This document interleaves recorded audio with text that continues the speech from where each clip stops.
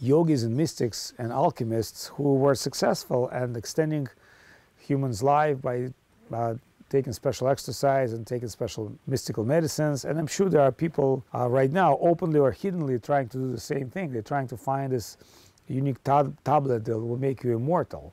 But even if you become relatively immortal in this world, then the world is mortal. So there was a story about Markandeya Rishi, who was a great yogi, and he achieved almost immortality, but he was told that because the planet has to go through the cycles of life and death and partial destruction called Maha Pralaya and Pralaya, which means, 100 years sun and 100 years winds, and then all the water, all the ice has been melted and it's become a huge cloud, and then it all rained the water and becomes tsunami, and the whole planet Earth covered by water. That's called partial destruction of the planet. There's also destruction of universe.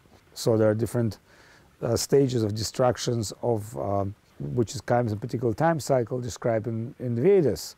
So if we can understand that even myself as a living being will have a relatively long time, hundreds of thousands of millions of years, the universe that I'm living will be destroyed.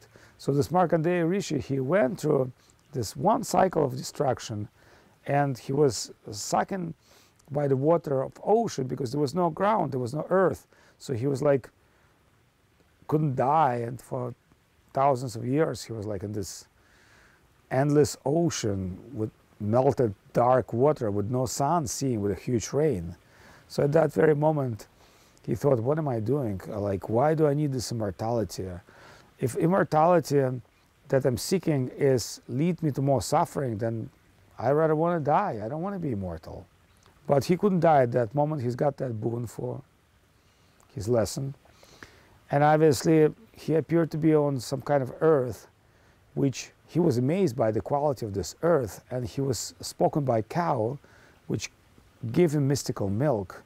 And this cow explained to him, this is not material world, this is not material earth, it never disappear. Then the question is, oh, well, if there's spiritual world, where is that spiritual world? And she's explained to him, it's on the plane of consciousness. You're a great yogi, you're always trying to raise yourself to the higher plane of consciousness, but you did not reach that super high plane of spiritual consciousness, but now you are. And now you can experience here your spiritual body, spiritual relationship, spiritual reality. So this land is also changing, but it's never disappear. It's only changing in a positive, progressive way. It's not changing in a negative way.